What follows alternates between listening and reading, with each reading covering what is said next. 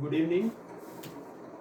आज हम डिस्कस करेंगे 8th स्टैंडर्ड की ज्योमेट्री और टॉपिक है सर्कल्स। और ये टॉपिक जो है ये 9th और 10th के लिए भी रेलिवेंट है, लेकिन ज़्यादा फोकस मैं 8th स्टैंडर्ड पे ही करूँगा। तो सर्कल के बारे में हम पढ़ेंगे। ये एक प्लेन सरफेस है और प्लेन सरफेस पे बहुत सारे पॉइंट्स हैं इन ए जिगजैग मैनर। ज्योमेट्री में इसको प्लेन कहा जाता है और ये पॉइंट्स हैं, और ये पॉइंट्स जो हैं ये जिगजैग मैनर में हैं। There are a number of points lying on this surface in a zigzag manner. अब क्या होता है ज्योमेट्री में, जब हम एक स्ट्रेट लाइन ड्रा करते हैं, तो जो पॉइंट स्ट्रेट लाइन में फॉल करते हैं, जो पॉइंट्स इस स्ट्रेट लाइन के अंदर आ गए, उनको बोलते हैं हम कोलिनियर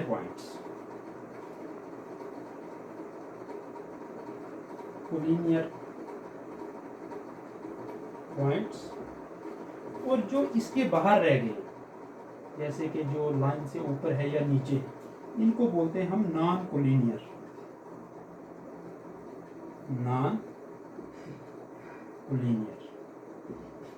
मैं आपको ये क्यों बता रहा हूं, इसका रेलिवेंस जो है वो सर्कल के साथ है।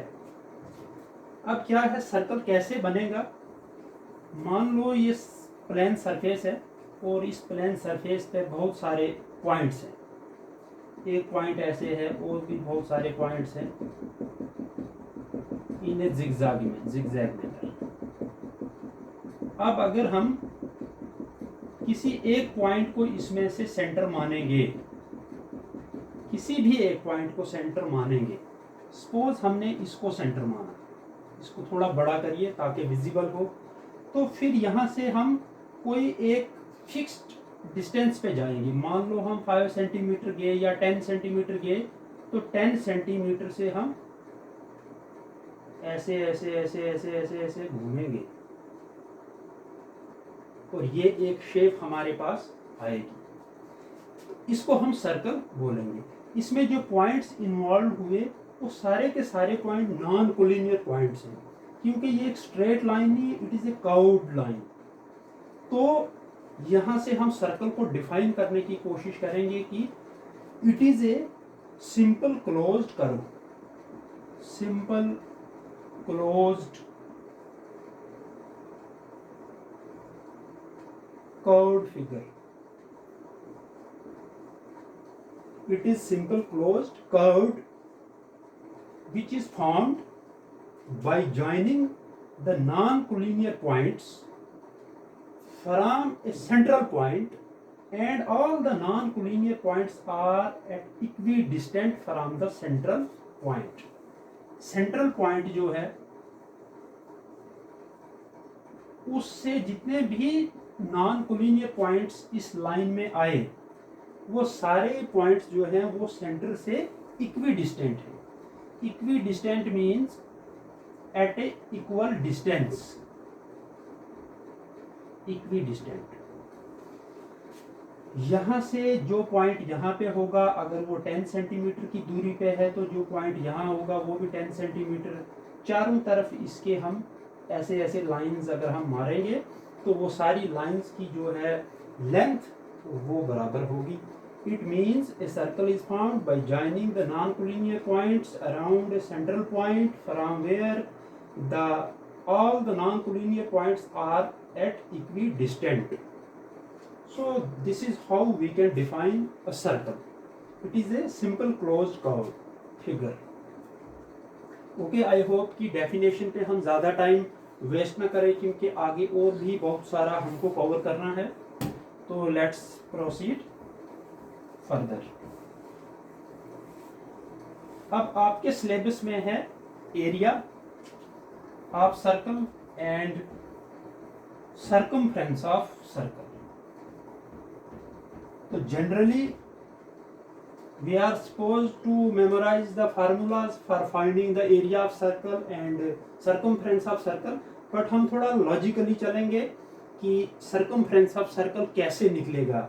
सरकमफ्रेंस एक्चुअली हम सरकमफ्रेंस से क्या समझते हैं, सरकमफ्रेंस क्या होता है। तो उसके लिए मैं आपको यहाँ पे थोड़ा एक्टिविटी भी करा के मैं बताऊंगा। देखिए हमारे पास एक सर्कल है, स्पोर्ट्स सर्कल एक 2 डायमेंशनल फिगर होता है, उसकी कोई हाइट नहीं होती है। हाउएवर मुझे आपको दिखाना था, उसके लिए मैं ये ले आया।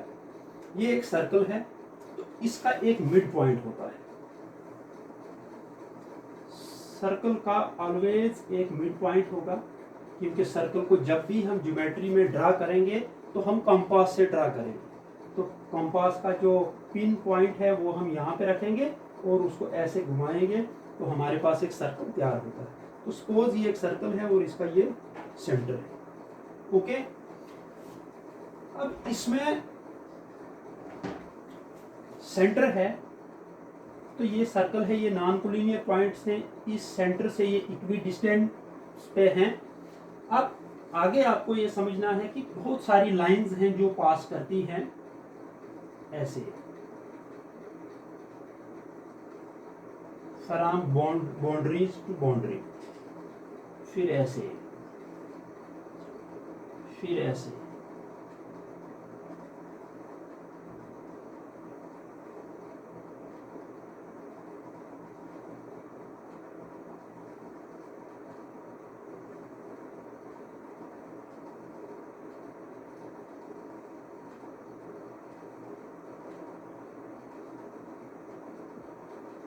सो ये जो लाइंस हैं, जो इनको एक साइड से शुरू होकर दूसरे साइड तक आती है, इनको बोलते हैं हम कॉर्ड्स।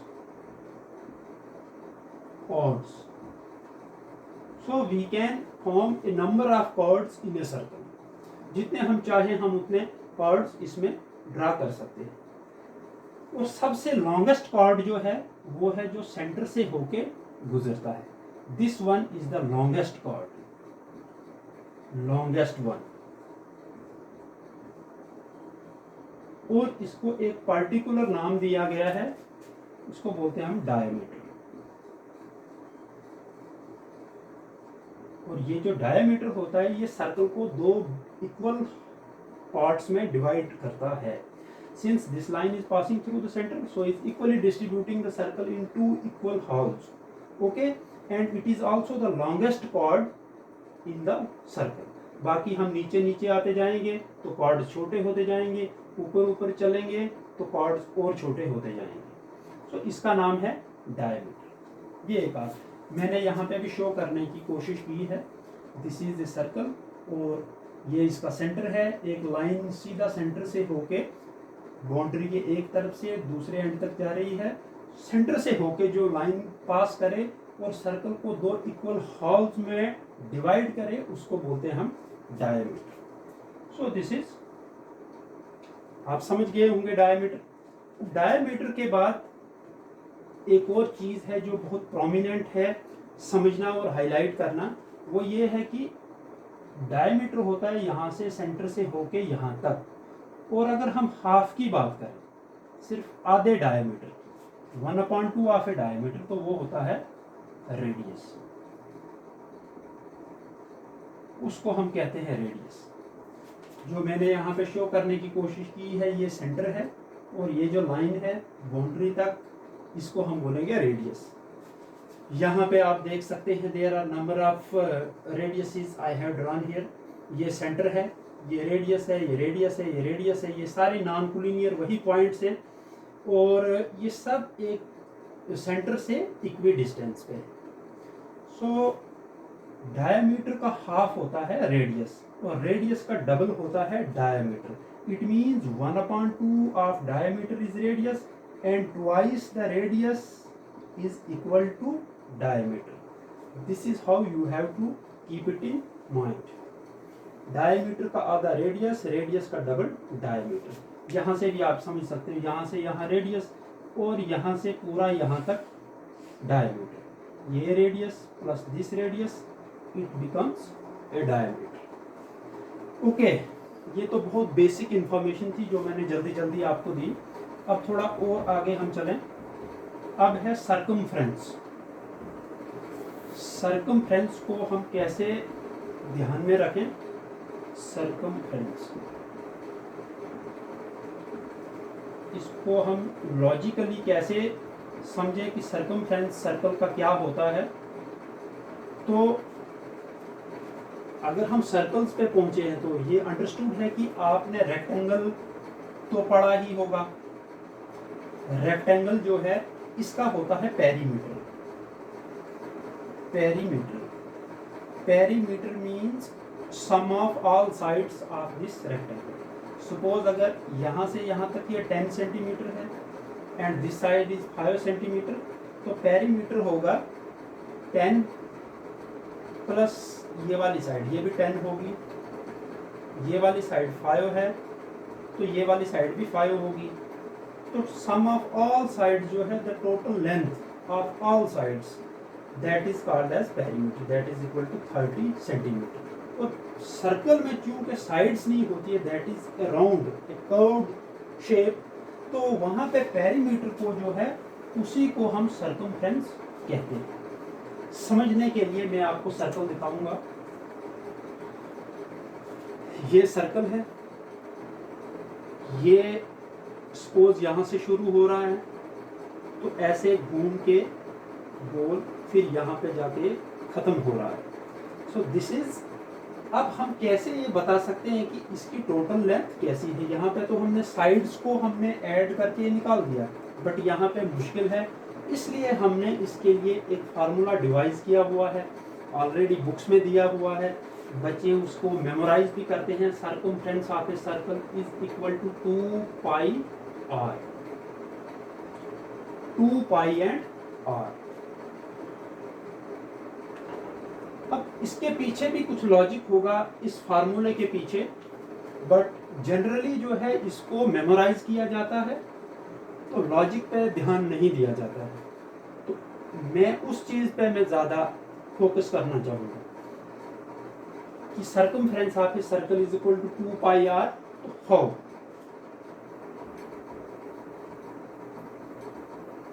तो जब सर्कल्स पे काम हो रहा होगा, रिसर्च हो रही होगी, तो कोई मैथमेटिशियन थे, उन्होंने सर्कल्स पे काम करना शुरू किया। उन्होंने नंबर ऑफ सर्कल्स, जैसे मैंने भी यहाँ पे 1 2 3 4 5 सर्कल्स तो मैंने यहाँ पे बना लिए, तो वो रिसर्च कर रहे थे तो उनके पास तो बहुत सारे सर्कल्स होंगे। उन्होंने एक छोटे साइज का सर्कल बनाया लिया होगा, एक थोड़ा उससे बड़ा लिया होगा, एक बहुत बड़ा लिया होगा।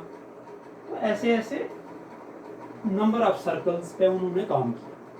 तो सारे सर्कल्स में एक चीज कॉमन थी, ये सेंटर है, circle centre, centre, centre and circle. उन्होंने क्या नोटिस किया इसमें कि ये जो सर्कल की लेंथ है, ऐसे यहां से सपोज शुरू किया मैंने ऐसे, इसको अगर हम एक स्ट्रेट लाइन में ड्रा करें तो वो जो सर्कमफ्रेंस की लेंथ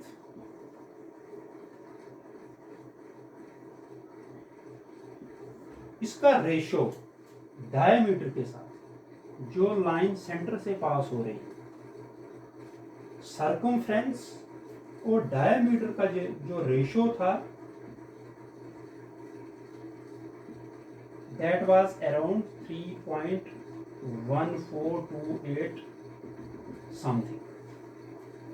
फिर उन्होंने दूसरे सर्कल को, इसकी भी लेंथ ली, इसका भी सर्कमफ्रेंस ऐसे नापा इसको, और फिर इसका डायमीटर, फिर उन्होंने इनका रेशो निकाला।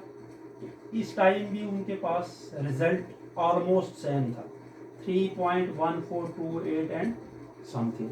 फिर वो उससे थोड़ा छोटे सर्कल पे आए, फिर इसको देखा गया, इसका सर्कमफ्रेंस, इसकी टोटल लेंथ और इसका डायमीटर का रेशो। सर्कमफ्रेंस और डायमीटर का रेशो जो था इस टाइम भी 3.1428 आया। फिर छोटे सर्कल पे किया, तो हालांकि इस सर्कल का साइज बड़ा था, इसका थोड़ा और छोटा था, इसका और छोटा था, इसका और छोटा था, but the result every time was same. कि फिर उन्होंने इसको जनरलाइज कर दिया। जब उन्होंने नंबर ऑफ टाइम्स ये देखा तो इसको जनरलाइज कर दिया कि the ratio of the circumference and radius of a circle is always equal to ratio of circumference of a circle to its diameter is always equal to 3.1428 dash dash dash, जिसको हम 22/7 भी कहते हैं और जिसको हम पाई से भी रेफर करते हैं। irrespective of the size of the circles, बड़ा सर्कल हो तो उसके सर्कमफ्रेंस और उसके डायमीटर का रेशियो भी यही होगा। थोड़ा छोटा वाला सर्कल हो उसके सर्कमफ्रेंस और उसके डायमीटर का रेशियो भी यही होगा। तो irrespective of size the result will always be same. तो हम थोड़ा देखते हैं यहाँ पे इस चीज को। ये एक सर्कल है।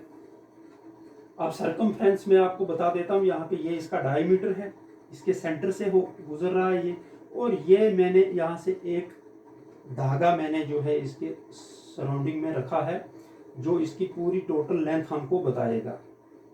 तो let us start doing this activity. इसको यहाँ से हटाइए और अब इसकी लेंथ को मेजर करेंगे हम।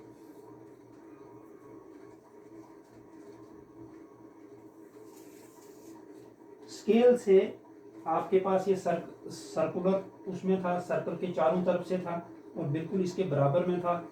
अब हम इसकी अगर लेंथ मेजर करें तो मैंने ये मेजर करके रखी है, इट इज 97। सर्कमफ्रेंस कितना आया सर्कल का?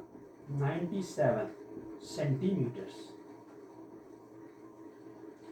और फिर जब मैंने इसी सर्कल के रेडियस को मैंने नापा तो ये आया 30.8 सेंटीमीटर। जब मैंने इसको डिवाइड किया तो ये मेरे पास आ गया 3.14935। ये एरर है कि मैं ये एक्यूरेट नहीं कर पाया, बट इट इज 3.14 तक तो बिल्कुल वैल्यू इसकी ठीक है। And you know it is the value of pi 22/7। फिर इससे थोड़ा छोटा वाला सर्कल है, इसका भी मैंने रेडियस है, इसका भी सर्कमफ्रेंस ऐसे है, ये धागा है इसके चारों तरफ से। इस धागे को भी अगर हम मेजर करते हैं तो इसकी लेंथ जो है वो 30.8 सेंटीमीटर आती है। 30 यहाँ तक और फिर 8 सेंटीमीटर ये वाला।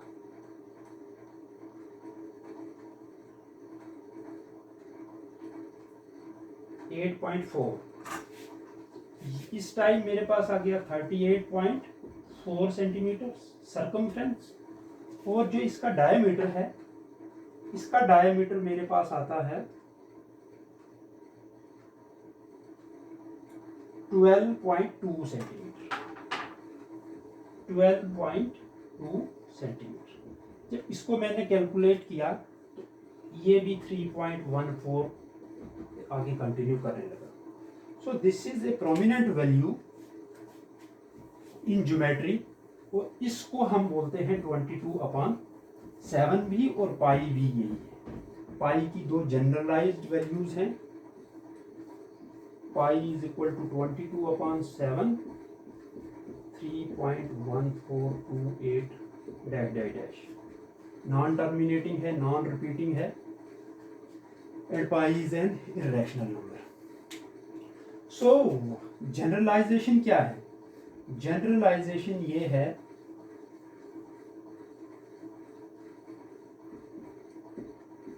कि सर्कमफ्रेंस और डायमीटर का रेशियो जो है वो ऑलवेज कितना होता है?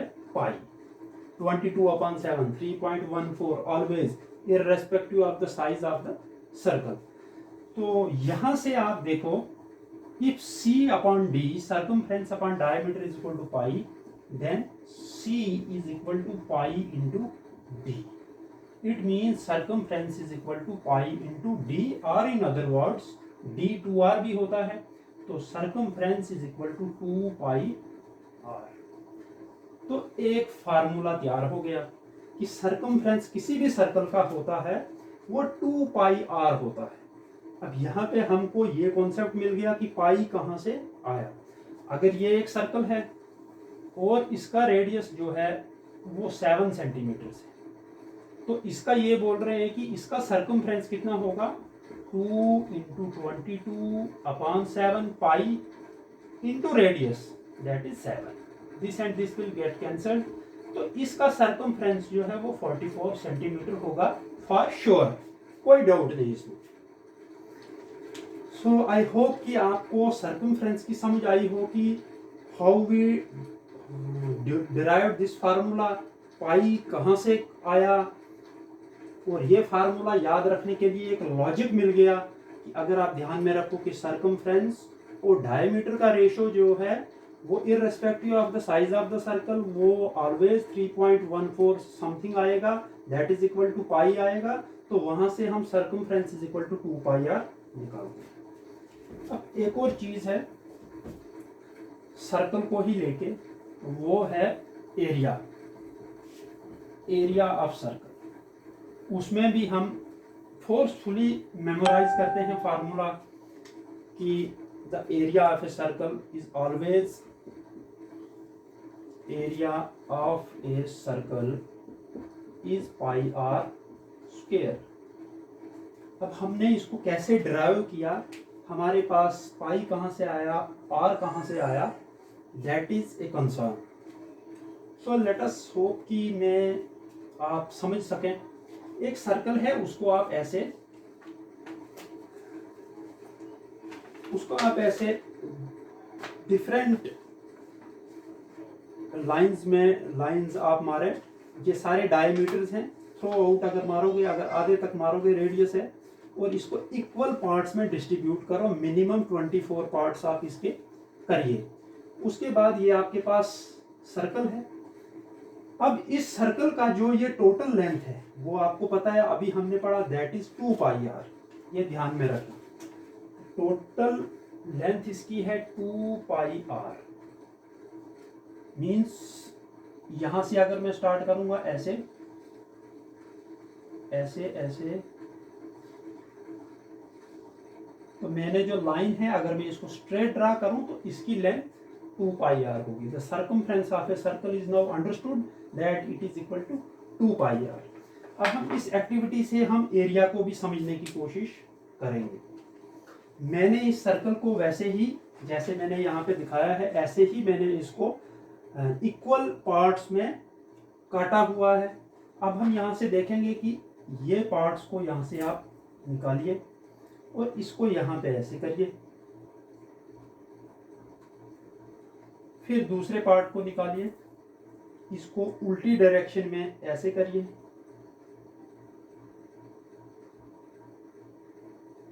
फिर इस पार्ट को निकालिए और इसको ऐसे करिए,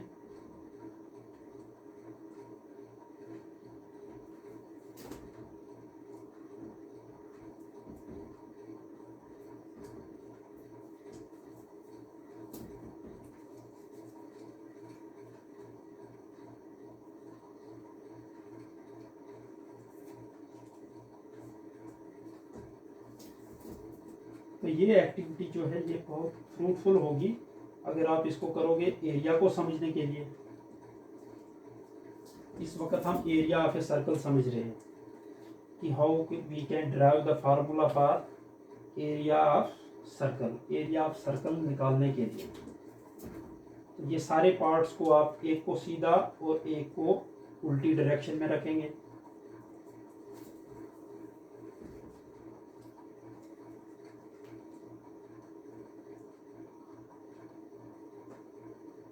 साथ में ऑब्जर्वेशन भी कीजिए। ये सेंटर है तो यहाँ से यहाँ तक रेडियस है, और टोटल यहाँ तक जो है वो डायमीटर है। ये ऑब्जर्वेशन साथ साथ में करते रहिए। आप इसको सीधे करो,